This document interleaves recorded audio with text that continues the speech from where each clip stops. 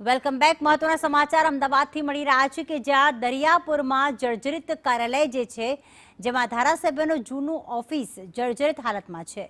ધારાસભ્યની આ જૂની ઓફિસ છે, એએમસી દ્વારા નોટિસ લગાવવામાં આવી છે। રથયાત્રાના રૂટ હોવાથી ત્યાં કાર્યવાહી કરવામાં આવી। કૌશિક જૈને ઉપયોગ ન કર્યાનું જણાવ્યું હતું।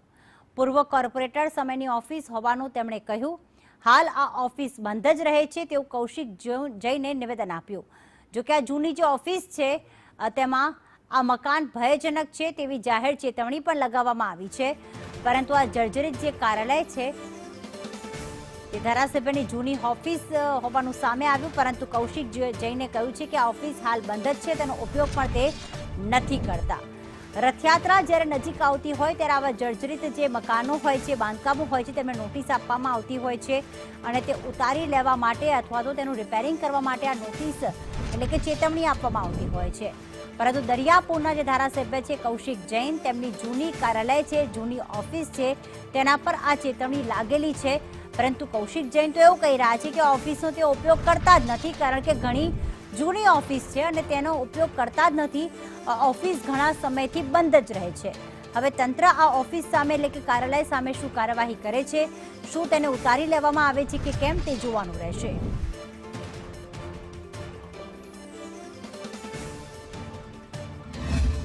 રથયાત્રા પહેલા રથયાત્રાના રૂટ ઉપર આવેલા લગભગ 500 કરતા વધુ મકાનો જર્જરિત છે અને નોટિસ આપવામાં આવી છે, જે પૈકી દરિયાપુરના ધારાસભ્ય કૌશિક જૈનનું જે જૂનું કાર્યાલય છે એ પણ આ રથયાત્રાના રૂટ ઉપર આવેલું છે અને જૂનું હોવાના કારણે જર્જરિત પણ થયેલું છે। અમદાવાદ કોર્પોરેશને ધારાસભ્યના આ કાર્યાલયને પણ નોટિસ આપી છે। જોકે આ કાર્યાલયનો વપરાશ કરવામાં નથી આવતો। ધારાસભ્યએ પણ કહ્યું કે હું ધારાસભ્ય તરીકે ચૂંટાઈને આવ્યો ત્યારથી આ મકાન છે એ કાર્યાલય તરીકે તેનો વપરાશ બંધ કર્યો છે અને એ બંધ જ રહે છે।